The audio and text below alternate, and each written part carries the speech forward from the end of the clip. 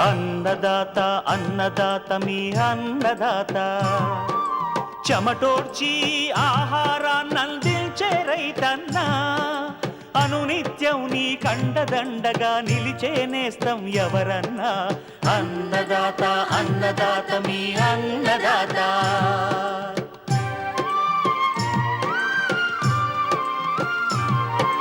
నూతన రీతుల సాగుబడికి నూరింతలు పెరిగే దిగుబడికి సూచనలిచ్చే సస్య రక్షణకు పశు పోషణకి శాస్త్ర విజ్ఞానం అందించి ముందుకు నడిపే తెలుగు రైతు భారతదేశానికి మకుటం అయ్యేలా తీర్చిదిద్దే ఆశయంతో మిమ్ము మేలు కొలిపేది అన్నదాత అన్నదాత అన్నదాత మీ అన్నదాత అన్నదాత అన్నదాత మీ అన్నదాత.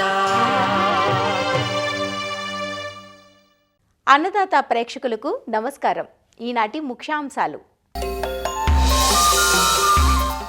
ఖరీఫ్ ఆరంభానికి ముందుగా చేపట్టాల్సిన చర్యలు, రైతులకు సూచనలు. వేసవి పెసర సాగులో సస్యరక్షణ పద్ధతులు. కంద సాగులో మెలకువలు.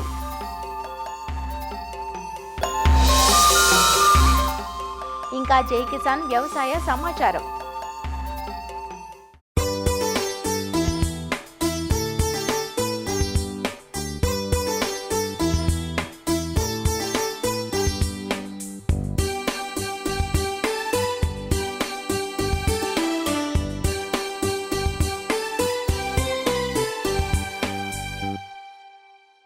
స్వల్పకాలంలో అందివచ్చే అపరాల పంటలు మినుము, పెసర. ఖరీఫ్, రబీ, వేసవి ఇలా 3 కాలాల్లోనూ వేసుకోదగ్గ పంటలివి. నేల సారం పెంచేందుకు, పంటల సరళిని కూడా మార్చుకునేందుకు ఈ అపరాల పంటలు ఎంతగానో ఉపయోగపడతాయి. ఉత్తర కోస్తా జిల్లాల్లో వేసవి పంటగా సాగు చేసిన పెసర ప్రస్తుతం పూత పిందె దశలో ఉండగా, ఇప్పుడు నమోదవుతున్న అధిక ఉష్ణోగ్రతలకు పైరులో రసం పీల్చు పురుగుల ఉధృతి పెరుగుతోంది. ముఖ్యంగా తామర పురుగులు, తెల్లదోమ ఆశించి పైరును ఎదగనివ్వడం లేదు. అంతేకాదు పరోక్షంగా వైరస్ తెగుళ్ల వ్యాప్తికి కారణమవుతాయి. వేసవి పెసరలో చేపట్టాల్సిన సస్యరక్షణ పద్ధతులను తెలియజేస్తున్నారు ఆచార్య ఎన్జీ రంగా వ్యవసాయ విశ్వవిద్యాలయం, విజయనగరం జిల్లా ఏరువాక కేంద్రం ప్రధాన శాస్త్రవేత్త మరియు సమన్వయకర్త డాక్టర్ కె లక్ష్మణ్. ఉత్తర కోస్తా జిల్లాల్లో రబీలో కానీ అదేవిధంగా రబీ తరువాత కానీ పండించేటటువంటి ప్రధాన పంటల్లో అపరాలు ఒకటి. ఈ పెసర పంటని వేసవి కాలంలో అంటే ఫిబ్రవరి, మార్చిలో పండించినప్పుడు అధిక ఉష్ణోగ్రతలు నమోదవ్వడం జరుగుతుంది. దాదాపు 36-37 డిగ్రీలు, ఒక్కొక్కసారి 40 డిగ్రీల వరకు కూడా నమోదవడం జరుగుతుంది. ఇటువంటి అధిక ఉష్ణోగ్రతలు నమోదైనప్పుడు రసం పీల్చే పురుగులు అనేవి ఎక్కువగా ఆశించడం జరుగుతుంది. అయితే ఈ యొక్క రసం పీల్చే పురుగులు ఆశించినప్పుడు ఏంటంటే రసాన్ని పీల్చడమే కాకుండా ఇవి వైరస్ తెగులను కూడా వ్యాప్తి చేసేటటువంటి అవకాశం ఉంటుంది. అయితే ఈ రసం పీల్చే పురుగుల్లో మొదటగా తామర పురుగులు.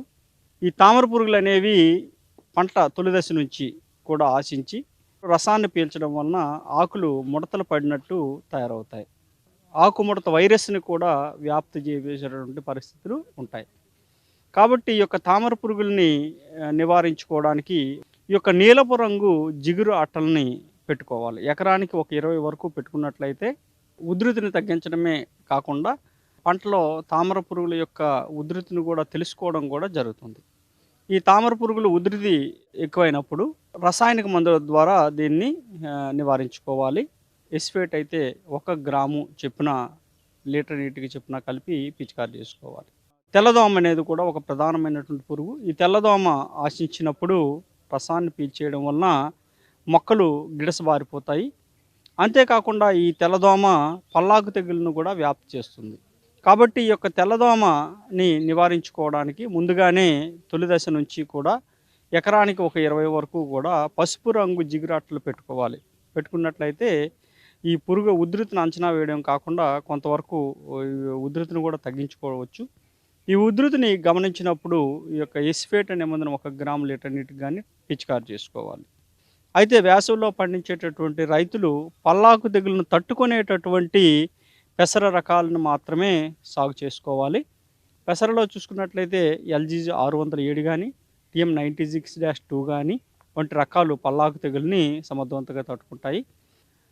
తర్వాత సమయానుగుణంగా సమగ్ర సస్యరక్షణ చర్యలు చేపట్టడం ద్వారా ఈ యొక్క పల్లాకు తెగుల్ని నివారించుకోవాలి.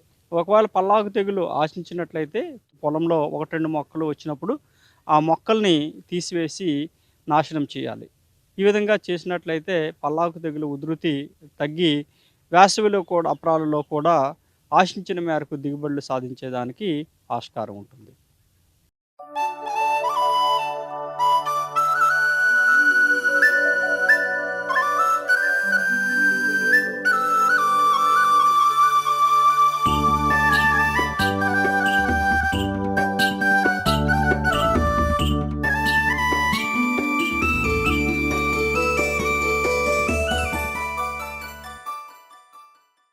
ఖరీఫ్ సీజన్ మరికొద్ది రోజుల్లో ప్రారంభం కానున్న నేపథ్యంలో రైతులు ఒక ప్రణాళిక ప్రకారం ముందుకు సాగాల్సిన అవసరం ఉంది. భూములన్నీ ఖాళీగా ఉన్న ప్రస్తుత సమయంలోనే వేసవి లోతుదుక్కులు, భూసార, సాగునీటి పరీక్షలు చేయించడంతో పాటు వ్యవసాయ పనిముట్ల మరమ్మతులు, వేయబోయే పంటలకు అవసరమైన విత్తన సేకరణ, సేంద్రియ ఎరువుల వాడకం వంటి చర్యలతో సన్నద్ధమైతే సీజన్ ఆరంభంలో హడావిడి లేకుండా ఉంటుంది. ప్రస్తుతం రైతులు ఖరీఫ్కు ముందుగా చేపట్టాల్సిన చర్యల గురించి తెలియజేస్తున్నారు ఆచార్య ఎన్జీ రంగా వ్యవసాయ విశ్వవిద్యాలయం నంద్యాల ప్రాంతీయ వ్యవసాయ పరిశోధనా స్థానం ఏడియా డాక్టర్ జాన్సన్. ఈ సంవత్సరము మనకు మంచి వాతావరణము ఏర్పడడానికి అవకాశం ఉంది. వర్షాలు కూడా సకాలంలో పడతాయి. అంతేకాకుండా ఎక్కువగా వర్షాలు కురిసేదానికి అవకాశం ఉంది అని మనకు IMD వాళ్ళు కూడా చెప్పడం జరిగింది. కాబట్టి రైతు సోదరులు వీటన్నిటిని కూడా దృష్టిలో ఉంచుకొని అప్పుడప్పుడు పడినటువంటి వర్షాలకు కూడా భూమిని బాగా దున్నుకొని పెట్టుకున్నప్పుడు భూమిలో ఉన్నటువంటి శిలీంధ్రాలు అయితేనేమి, కీటకాలకు సంబంధించి కోసస దశలో ఉన్నటువంటి ఆ కీటక అవి కూడా ఆ ఎండకు వీటన్నిటికీ ఎక్స్పోజ్ అయ్యి వాటి యొక్క సాంద్రత తగ్గి మరి పంట వేసినప్పుడు వచ్చే ఆ యొక్క శిలీంధ్రాలు లేకపోతే ఆ యొక్క పురుగుల బెడదలను కూడా మనం తగ్గించుకోనికి అవకాశం ఉంటుంది. కాబట్టి రైతులకు ముందస్తుగానే అవగాహన కల్పించడం జరుగుతుంది. వర్షం అనుకూలంగా పడినప్పుడు రైతులు పండించే పంటలకు కావలసినటువంటి ఎరువులు అయితేనేమి, విత్తనాలు అయితేనేమి, కావలసినటువంటి ఆ విత్తన శుద్ధి మందులు అయితేనేమి వీటన్నిటి సిద్ధం చేసుకొని ఉండవలసిందిగా కోరుతున్నాము. రెండవది అధునాతనమైనటువంటి రకాలను కూడా ఎన్నుకోవాలి. భూమి పరీక్ష చేసుకొని భూ పరీక్షకు ఆధారంగా ఎరువులు కూడా వాడుకోవడం అవసరం. భూ పరీక్ష చేసుకొని వేసినప్పుడు మన యొక్క భూమిలో ఉన్నటువంటి పోషక లోపాలను తెలుసుకోవచ్చు. దానికి అనుగుణంగా ఏదైతే పోషక లోపం ఉంటుందో దాన్నే మనము ఎక్కువగా మోతాదులో మనం వేసుకున్నప్పుడు ఆ భూమి ఆరోగ్యవంతంగా ఉంటుంది. మొక్కకు కావలసిన ఎరువులు మొక్కకు అందే రూపంలో ఉంటాయి. కాబట్టి మనం ఖర్చును కూడా తగ్గించుకోనికి అవకాశం ఉంటుంది. ఏ పంట వేయాలో ఆ పంటకు అనుకూలమైనటువంటి ఆ పంటకు సిఫారసు చేయబడినటువంటి ఆ కలుపు మందులను కూడా ముందుగానే మనము సిద్ధపరచుకొని ఆ కలుపు మందులు వేసేటప్పుడు చాలా జాగ్రత్తగా ఉండాలి. ఎందుకంటే అది ముందుగా వేసే మందా లేకపోతే పంట వేసిన 10-15 దినాల తర్వాత వేయవలసినటువంటి మందా అని నిర్ధారణ చేసుకొని సిఫారసు చేసిన టైంలోనే పొలంలో పిచికారు చేసినప్పుడు మనకు మెయిన్ పంటకు హాని కలగకుండా మనకి ఏదైతే కలుపు ఉంటుందో దాన్ని సమర్థవంతంగా నివారించుకోవచ్చు. నీటి ఎద్దడి కూడా లేకుండా వీలైతే ఒక రక్షక తడిని ఇచ్చే విధంగా నీటి కుంటలు కానీ ఏమైనా ఉంటే ఈ సమయంలోనే నీటి కుంటలు మనం తయారు చేసుకొని పొలంలో లోతట్టు ఉన్న ప్రాంతంలో చేసుకొని పెట్టుకున్నప్పుడు ఉత్తరోత్తర ఖరీఫ్లో వచ్చే ఆ యొక్క సమస్యలు అన్నిటిని కూడా మనం ఎదుర్కొనే అవకాశం ఉంటుంది. మనకు ఖరీఫ్ సీజన్ జూన్ నుంచి మొదలవుతుంది. కొన్ని పంటలకు జూన్ మొదటి పక్షంలో వేసుకోవచ్చు, కొన్ని పంటలకు జూన్ రెండవ పక్షంలో వేసుకోవచ్చు. కాబట్టి ఇప్పుడు ఈ ఎండాకాలము పడే వర్షాలకి మనం భూమిని బాగా దున్నుకున్నప్పుడు నీటి తంపు పెరగడానికి అవకాశం ఉంటుంది. రెండవది, ఒకవేళ మనం భూమిని దున్నకుండా వదిలినప్పుడు భూమి మీద మట్టి ఎరోజన్గా కొట్టుకొని పోనీకి అవకాశం ఉంటుంది. కాబట్టి రైతు సోదరులు దీన్ని గమనించుకొని మంచి వర్షం పడిన వెంటనే మీరు భూమిని కొంచెం లోతుగా దుక్కు చేసుకున్నప్పుడు పడినటువంటి వర్షము వృధా కాకుండా భూమిలోకి ఇంకా నీకు అవకాశం ఉంది. బట్ సిఫారసు చేసిన టైం ప్రకారము మనం జూన్లో పంటలను వేసుకుంటే అధిక దిగుబడి పంటలను ఉత్తరోత్తర వచ్చే తెగుళ్ళ నుంచి కాపాడుకోనికి అవకాశం ఉంటుంది.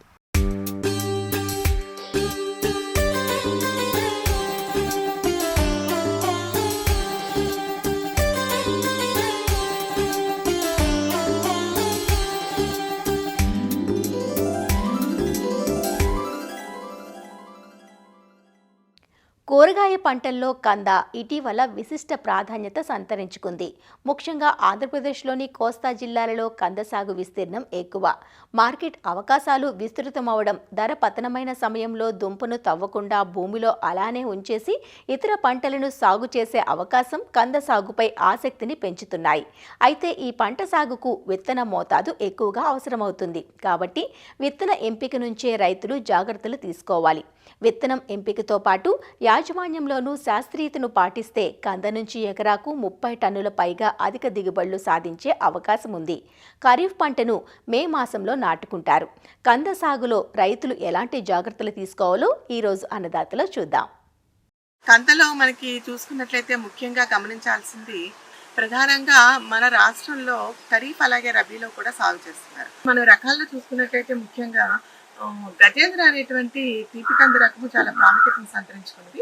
ఈ రకము ఉద్యాన పరిశోధన స్థానం కొవ్వూరు నుంచి 1991 సంవత్సరంలో విడుదల చేయడం అనేది జరిగింది. అయితే ఈ గజేంద్ర అనేటువంటి తీపి కంది రకము ఒక హెక్టార్కి చూసుకున్నట్లయితే 60 నుంచి 65 టన్నుల దిగుబడిని ఇవ్వటమే కాకుండా ఈ ఏదైతే దురదని కలిగించేటువంటి ఆక్సిలేట్స్, కాల్షియం ఆక్సిలేట్స్ ఉన్నాయో అవి కూడా చాలా తక్కువ మోతాదులో ఉంటాయన్నమాట. కందలో మనకి చూసుకున్నట్లయితే ముఖ్యంగా గమనించాల్సింది విత్తన మోతాదు, అలాగే విత్తనంపై ఎక్కువ పెట్టుబడి అనేది అవుతుందన్నమాట. ఎందుకంటే మనకి ఎకరానికి చూసుకున్నట్లయితే ఖరీఫ్లో వేసేటువంటి పంటకైతే మనకి 4 నుంచి 5 టన్నులు, అలాగే రబీలో వేసుకునేటువంటి పంటకైతే 5 నుంచి 6 టన్నుల వరకు కూడా విత్తన దుంప అవసరం అవుతుంది. ప్రధానంగా ఖరీఫ్లో వేసుకునే పంటకైతే ఒక దుంప 300 నుంచి 400 గ్రాములు ఉండేటువంటి దుంపల్ని, అలాగే రబీలో వేసుకునేటువంటి పంటకి 400 నుంచి 500 గ్రాములు బరువు ఉండేటువంటి దుంపల్ని వేసుకుంటే సరిపోతుంది. సాధారణంగా కందను మే, జూన్ నెలల్లో నాటితే అధిక దిగుబడి వస్తుంది. ఖరీఫ్ పంటను ఏప్రిల్ నుంచి జూన్ వరకు నాటుకొని నవంబర్ నుంచి జనవరి మాసంలో తవ్వుకోవాలి. 1 ఎకరాకు కావాల్సిన విత్తన దుంపలను కేవలం 25 సెంట్ల విస్తీర్ణంలో ఉత్పత్తి చేసుకోవచ్చు. విత్తన దుంపలను తవ్విన తరువాత వాటికి కనీసం 2 నెలలు నిద్రావస్థ ఉంటుంది. ఆ సమయంలో అవి కుళ్ళిపోకుండా ఉండటానికి తవ్విన 4 లేదా 5 రోజుల తర్వాత దుంపలపై శిలీంద్ర నాశన మందులు కాపర్ ఆక్సీ క్లోరైడ్ 30 గ్రాములు, స్ట్రెప్టోమైసిన్ సల్ఫేట్ 1 గ్రాము, 10 లీటర్లు నీటిలో కలిపిన మందు ద్రావణాన్ని దుంపలపై పూర్తిగా తడిసేలా పిచికారీ చేసి నీడన ఆరబెట్టాలి. అలా ఆరబెట్టిన దుంపలను గాలి, వెలుతురు ఉండే పొడి ప్రదేశంలో నిల్వ చెయ్యాలి. నీడలో 2 నుంచి 3 నెలలు బాగా ఆరిన దుంపలని విత్తనంగా వాడాలి. పెద్ద దుంపలను 4 ముక్కలుగా కోసి వాడాలి. ముక్కలుగా కోసేటప్పుడు దుంప కన్ను ప్రతి ముక్కలోకి వచ్చే విధంగా కొయ్యాలి.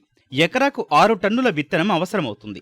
విత్తన దుంపలను 10 లీటర్ల నీటికి 50 గ్రాముల కాపర్ ఆక్సీ క్లోరైడ్, 25 మిల్లీలీటర్ల మోనోక్రోటోఫాస్ కలిపిన ద్రావణంలో 15 నిమిషాలు ముంచి విత్తన శుద్ధి చెయ్యాలి. తరువాత నీడలో ఆరబెట్టి వెంటనే నాటుకోవాలి. నాటే ముందు భూమిని మెత్తగా దుక్కి చెయ్యాలి. ఎకరాకు 10 టన్నుల చివికిన పశువుల ఎరువు, 2 టన్నుల వానపాముల ఎరువు, 200 కిలోల వేపపిండి, 100 కిలోల నత్రజని, 25 కిలోల భాస్వరం, 100 కిలోల పొటాష్నిచ్చే ఎరువులు అవసరమవుతాయి. భాస్వరపు ఎరువును పూర్తిగా దుక్కిలో వెయ్యాలి. విత్తన దుంపలను ఎటు చూసినా 60 సెంటీమీటర్ల దూరంలో 2 నుంచి 2.5 అంగుళాల లోతులో నాటాలి. నాటిన వెంటనే నీటి తడిని అందించాలి. నత్రజని, పొటాష్ ఎరువులను యూరియా, మ్యూరేట్ ఆఫ్ పొటాష్ రూపంలో 3 సమభాగాలుగా విభజించి నాటిన 40, 80, 120 రోజులకు మొక్కకు 2 వైపులా గుంతల్లో వేసి మట్టితో కప్పి తేలికపాటి తడినివ్వాలి. ఎకరానికి 2 కిలోల చొప్పున అజోస్పైరిల్లం, మైకోరైజాను వేసినట్లయితే నాణ్యమైన మంచి దిగుబడులు పొందడానికి అవకాశం ఉంటుంది. నేలను మట్టితో, ఆకులతో కప్పటం చాలా ముఖ్యమైన మెలకువ. ఇది నేలలో తేమ నిల్వ ఉండేలా చేస్తుంది. నేల ఉష్ణోగ్రతను నియంత్రించడమే కాకుండా కలుపు పెరగకుండా కూడా అరికడుతుంది. ఆకుపచ్చని లేదా ఎండిన ఆకులను మల్చిగా వాడాలి. కలుపు నివారణకు నాటిన వెంటనే మొదటి దఫా తడి ఇచ్చిన తరువాత ఎకరాకు 2 లీటర్లు బ్యూటాక్లోర్ లేదా 1 లీటరు పెండిమిథాలిన్ 200 లీటర్ల నీటిలో కలిపి పిచికారీ చెయ్యాలి. 45 రోజుల తర్వాత తిరిగి కూలీలతో కలుపు తీయించాలి. కాలమాన పరిస్థితులు గమనించి 6 నుంచి 10 రోజుల వ్యవధితో నీటి తడులు పెట్టాలి. వేసవిలో 4 నుంచి 5 రోజులకు తడి ఇవ్వాలి. ఎరువులు వేసిన ప్రతిసారి తేలికపాటి తడి ఇవ్వాలి. ఎప్పుడూ నీరు నిల్వ ఉండకూడదు. పంట కోత దశకు వచ్చినప్పుడు నీరు పెట్టకూడదు. నీటి తడులు సరిగా లేనప్పుడు ఇనుపధాతు లోపంతో ఆకులు తెల్లగా మారతాయి. ఇనుపధాతు లోపాన్ని సవరించడానికి లీటరు నీటికి 5 గ్రాముల అన్నభేది, 1 గ్రాము నిమ్మ ఉప్పు కలిపి వారం రోజుల వ్యవధిలో 2 సార్లు పిచికారీ చెయ్యాలి. కందలో ప్రధానమైన సమస్య మొదలు కుళ్ళు తెగులు. నేలలో ఉండే స్కిరోషియం అనే శిలీంధ్రం వల్ల ఈ వ్యాధి కలుగుతుంది. నీరు నిల్వ ఉండటం, మురుగునీటి సౌకర్యం లేకపోవడం, యంత్రాల వల్ల మొక్క మొదలు ప్రాంతంలో దెబ్బ తగలడం వల్ల ఈ వ్యాధి వచ్చే అవకాశం ఎక్కువగా ఉంటుంది. మొదట మొక్క మొదలు వద్ద గోధుమ రంగు మచ్చ ఏర్పడి అది కాండంపైకి వ్యాపించి మొక్కంతా పసుపు రంగులోకి మారుతుంది. వ్యాధి తీవ్ర రూపంలో ఉన్నప్పుడు మొక్క పడిపోయి అధిక నష్టం జరుగుతుంది. మొదలు కుళ్ళు తెగులు నివారణకు వ్యాధి సోకని ఆరోగ్యకరమైన విత్తనం మాత్రమే వాడాలి. వేపపిండి, వర్మీ కంపోస్ట్ వంటి సేంద్రియ పదార్థాలను దుక్కిలో వేయాలి. జీవ శిలీంధ్ర నాశనులైన ట్రైకోడెర్మా వంటి వాటిని వాడాలి. కాప్టాన్ 2 గ్రాములు లీటరు నీటికి కలిపిన ద్రావణంతో నేలను తడపాలి. కంద దుంప 7 నుంచి 10 నెలల్లో తవ్వకానికొస్తుంది. ఈ సమయంలో ఆకులు పసుపు రంగులోకి మారి నేలపై పడిపోతాయి. దుంపలను జాగ్రత్తగా తవ్వి వేర్లను, మట్టిని తీసి శుభ్రం చేసి మార్కెట్కు పంపాలి. దుంపలను 2 నుంచి 3 నెలల వరకు నిల్వ ఉంచవచ్చు. ఈ విధంగా కంద సాగులో తగిన జాగ్రత్తలు తీసుకున్నట్లయితే రైతులు ఎకరాకు 25 నుంచి 30 టన్నుల అధిక దిగుబడిని పొందే అవకాశం ఉంటుంది.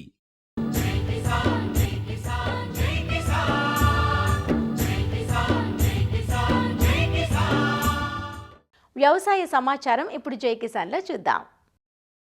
తాతలు తండ్రుల నుంచి ఏకపంట విధానం, సాగు విధానాల్లో మూసధోరణి, సాగులో పెరిగిన రసాయనాల వాడకం వంటి కారణాలతో పంటల నుంచి దిగుబడులు తీయడం కనా కష్టంగా మారింది. ఇటువంటి పరిస్థితుల్లో పార్వతీపురం మన్యం జిల్లా రైతులకు ఆర్ట్స్ స్వచ్ఛంద సంస్థ సహకారాన్నందించి పంటల సాగులో సహజ విధానాలను పరిచయం చేసింది. దీంతో ఒకరిని చూసి ఒకరుగా రైతులు ప్రకృతి వ్యవసాయ విధానాలను ఆచరిస్తున్నారు. ఆహారము, ఆరోగ్యము, ఆదాయం అనే ఒక మోడల్ని తయారు చేసాం. ఇందులో ఏంటి అని అంటే వరిలో అంతా లైన్ షోయింగ్, శ్రీవరి పద్ధతులు తీసుకురాగలిగి ముఖ్యంగా ప్రీ మాన్సూన్ డ్రై షోన్స్ PMDSని బాగా ప్రమోట్ చేసాం. ఈ పొలాల్లో మల్టీ క్రాప్స్ని ప్రమోట్ చేయటం జరిగింది. అలానే ఫీల్డ్ బండ్స్ చుట్టూ కూడా అరటి, కందులు, బంతి పువ్వులు ఇవన్నిటిని ప్రమోట్ చేసాం. ఈ వరితో పాటు రాగులు ఉండేటట్టు, అలానే ఒక మిక్స్డ్ మిల్లెట్ పొలం ఉండేటట్టు ఒక కూరగాయ పొలం, ఆ కూరగాయలు కూడా ఒక 8 నుంచి 14 వెరైటీస్ ఉండేటట్టు మోడల్ని క్రియేట్ చేసాం. వీళ్ళకి ద్రవజీవామృతం, ఘనజీవామృతం, పంచపత్ర కషాయం కానీ, లేదు వేప కషాయం కానీ, జిల్లోడు కషాయాలు, అగ్నాస్త్రము, బ్రహ్మాస్త్రము, యాజమాన్య పద్ధతులలో కూడా వీళ్ళని చాలా స్ట్రాంగ్ చేసి సంవత్సరం పొడుగునా ఈ పొలాల్లో పంటలు ఉండేటట్టు, సమీపంలో నీటి వసతులు ఉంటే ఒక క్రిటికల్ వాటర్ మేనేజ్మెంట్ కూడా తీసుకొచ్చాం. ఆర్ట్స్ హౌస్ ద్వారా ఈ న్యాచురల్ ఫార్మింగ్ సంబంధించిన ప్రాక్టీసెస్ ఉన్నాయో దాన్ని కొంత గ్రౌండ్ లెవెల్లో విస్తృతంగా మనం చేస్తాము. దీన్ని ఏంటంటే గత 2003-4 నుంచి కూడా రకరకాల NPM పద్ధతి అని, తర్వాత ఏమో ఈ న్యాచురల్ ఫార్మింగ్ ఇవన్నీ కూడా చేసి ఈ ప్రాంతంలో పూర్తిగా ఎరువులు లేకుండా వాడించి 100% ఎరువులు లేని గ్రామాలుగా ప్రకటించాలనే ఉద్దేశంతో ఈ సంస్థ ద్వారా వీటిని మరికొంత పెద్ద ఎత్తున ప్రజల్లోకి తీసుకెళ్లి దీని మీద అవగాహన చేసి వచ్చే సంవత్సరం మరింక విస్తృత ఖరీఫ్కి 100% అన్ని గ్రామాల్లో కూడా ఈ సహజ వ్యవసాయం పద్ధతి వచ్చే విధంగా కృషి చేయడం అనేది జరుగుతుంది. జిల్లా వ్యవసాయ శాఖ స్వచ్ఛంద సంస్థల సలహాలు, సూచనలతో సీతంపేట మండలంలోని 60 గ్రామాల్లో రైతులు సేంద్రియ విధానాలను అనుసరిస్తున్నారు. కడగండి, ఉసిమి, తొత్తడి, శ్యాంబం తదితర మండలాల పరిధిలో 3000 మంది రైతులు సహజ విధానాల్లో పంటలు పండిస్తున్నారు. నవధాన్యాలు, పచ్చిరొట్ట ఎరువుల వినియోగం, జీవామృతాలు తయారు చేసుకుని సహజ ఎరువులుగా వినియోగిస్తున్నారు. ఈ వ్యవసాయ పంటకి పండించాలంటే మాకు సాయం చేస్తారు. ఇలాగ పండించండి, అలాగ పండించండి అని చెప్పారు. దాని ప్రకారంగా మేము నడిపించాము. ఎరువులు కూడా తెచ్చారు. కొండమీడి ఎరువులు తయారు చేసి వండేసి చేయమంటే చేస్తాం. రసం అన్నమాట స్పేర్ చేస్తాము. బాగా తగ్గినాయి మందు. ఆ మందు వల్ల కొద్దిగా తగ్గినాయి. జబ్బు వచ్చేది తీపురుగు పడితే మాకు చెప్పారు. చెప్తే దాని ప్రకారంగా మేము చేసాము. గతంలో అంతా ఓరియా, డియాపు ఇవన్నీ వాడాము. ఇప్పుడు కషాయిలే అతను వందేసి ఇవన్నీ చేసి స్పేర్ చేయమంటే చేస్తున్నాను. మేము ఒకప్పుడు ప్రకృతి వ్యవసాయం చేసేవాళ్ళం కాదు, రసాయన ఎరువులతోనే పండించేవాళ్ళము. ఇప్పుడు ఎలాగంటే ఆర్ట్స్ సంస్థ మా ఊరికి వచ్చేసి సమావేశాలు పెట్టేసి మీరు చేసిన వ్యవసాయంలోన అనారోగ్యమైన వ్యవసాయం చేస్తున్నారు, మీరు ప్రకృతి వ్యవసాయం చేస్తే మీ భూమి బాగుంటుంది, మీ ఆరోగ్యం బాగుంటుంది, ఖర్చు తగ్గేసి మీ ఆరోగ్యం కూడా పెరుగుతుందనేసి సమావేశాల్లో చెప్పడం వల్ల మేము వాళ్ళు చెప్పిన పద్ధతులు ఘన ద్రవ కషాయాల తయారీ వాళ్ళు నేర్పించడము చూసి మేము నేర్చుకొని మా వ్యవసాయాల్లో ఇప్పుడు ప్రస్తుతానికి ప్రకృతి వ్యవసాయం చేసుకుంటున్నాము. అప్పుడు ఎకరానికి దిగుబడులు 20 బస్తాలు వచ్చేది, కానీ ఖర్చు పెరిగేదనమాట. కానీ ఇప్పుడు ఏంటంటే మా ఖర్చు తగ్గింది, దిగుబడి పెరుగుతుందనమాట. అప్పుడు ఎరువులు వేసుకొని పండించేవారము, పండిస్తే కొద్దిగా లాస్ వచ్చేవి. ఇప్పుడు కషాయం వల్ల పురుగు పోవడము, ఎన్నికి పురుగు వచ్చినా కషాయం కొడుతుంటే పోతుంది పురుగు. అప్పుడు వల్ల ఇప్పుడు ఖర్చు తగ్గించారు మాకు. ఒకప్పుడు ఎంత కష్టపడినా పెట్టుబడులు కూడా రాని పరిస్థితి నెలకొంది. ప్రస్తుతం మేలైన విధానాలతో అధిక దిగుబడులు సాధిస్తున్నామంటూ రైతులు చెబుతున్నారు. గతంలో ఎకరానికి 15 నుంచి 17 బస్తాల వరిధాన్యం దిగుబడి వచ్చేదని, ప్రస్తుతం 21 బస్తాల వరకు వస్తోందని, సాగు ఖర్చులు సైతం తగ్గాయంటూ రైతులు చెబుతున్నారు. ప్రధాన పంటలతో పాటు గట్ల వెంబడి పలు రకాల పంటలు పండిస్తున్నామంటున్నారు. ఫస్ట్ అయితే మేమైతే ఎరువులతో వేసుకున్నాం సార్. ఇప్పుడంటే ఆర్ట్ సమస్య వచ్చి మేము ఈ పద్ధతిలో పాటించండి నేచురల్ ఫార్మింగ్ అనుకొని చెప్పారు సార్. ఘనజీవామృతం అనుకొని ద్రవజీవామృతం ఎప్పుడిప్పుడు పారించాలనుకొని చెప్పారు సార్. బోర్డర్ క్రాప్ అనేది వేసుకోమన్నారు, దానివల్ల ఆదాయం వస్తుంది, మళ్ళీ సోల్ అనేది ఏ తెగులు రాదనుకొని చెప్పుకున్నారు సార్. మేము అప్పుడంటే ఎరువులు వేసుకున్నాం, ఇప్పుడంటే ఎరువులు వేసుకోవడం లేదు సార్. ఇక్కడ ఎన్ఎఫ్ రాకముందు రైతులు ఎరువులు వాడేవారు. మనం ఎన్ఎఫ్ ఎప్పుడైతే చేసుకున్నామో ఫస్ట్ స్టార్టింగ్లో ఇక్కడ డ్రమ్ముల్లో 200 లీటర్ల క్వాంటిటీతో ఫస్ట్ ద్రవజీవామృతం తయారు చేసేవాళ్ళు. ఇదేమో ఎక్కువ మందికి సప్లై చేయడానికి కొంచెం ఇబ్బందిగా ఉండేది. ఇప్పుడేమో దీన్ని బీఆర్సీ సెంటర్లో ఏర్పాటు చేయడం వల్ల, ఒకే టైం ఆర్ట్ సంస్థ ఏర్పాటు చేయడం వల్ల ఒకే టైంలో ఎక్కువ క్వాంటిటీతో ఎక్కువ మందికి త్వరగా సప్లై చేయడానికి అవుతుంది.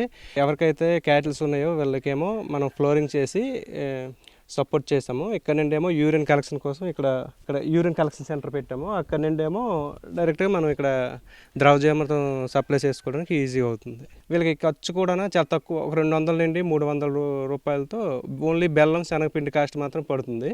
మిగతాది ఎరువుల కాస్ట్ అయితే తగ్గింది. సేంద్రియ ఎరువులు తయారు చేయడానికి కోసం మాకు ఆర్ట్ సంస్థలు ఆవులు షెడ్ ఇచ్చి ఇక్కడ తయారు చేయడం నేర్పించారు. అప్పుడైతే డ్రమ్ములు ఇచ్చి డ్రమ్ములు కలుపుకునేటోళ్ళం. ప్రస్తుతం ఇప్పుడైతే మాత్రం మాకు ఒక మిషన్ ఇచ్చి సోలార్తో పెట్టించి మాకు వేగంగా ఎరువు తయారవడానికి మంచిగా చేయడానికి కల్పించారండి. ద్రవజీవామృతము, జిల్లేడు రసము, తూటికాడి కషాయము, నీమాస్త్రం అవి మేము ఎక్కువగా వాడుతున్నామండి. అప్పుడైతే ఖర్చేనండి, ఇప్పుడైతే మాత్రం మాకు పనే తప్ప ఖర్చు చేయట్లేదు. గతంలో సాగులో పెట్టుబడులు అధికంగా పెట్టినా నాణ్యమైన దిగుబడులు చేతికి రాని పరిస్థితి ఉండేదని, స్వచ్ఛంద సంస్థ సహకారంతో సహజ విధానాల్లో ఆరోగ్యకర పంటలు పండిస్తున్నామంటూ మన్యం రైతులు చెబుతున్నారు. మరిన్ని విభిన్న అంశాలతో రేపటి అన్నదాతలో మళ్ళీ కలుసుకుందాం. నమస్కారం. అన్నదాతలు తమ సందేహాలు, సమస్యలను 1800-425-4085 టోల్ ఫ్రీ నంబర్లో ఉదయం 10 నుంచి 11 గంటల మధ్య పని దినాలలో సంప్రదించగలరు. ఈ కార్యక్రమాన్ని యూట్యూబ్లో www.youtube.com/అన్నదాత ఈటీవీ లింక్ ద్వారా వీక్షించవచ్చు.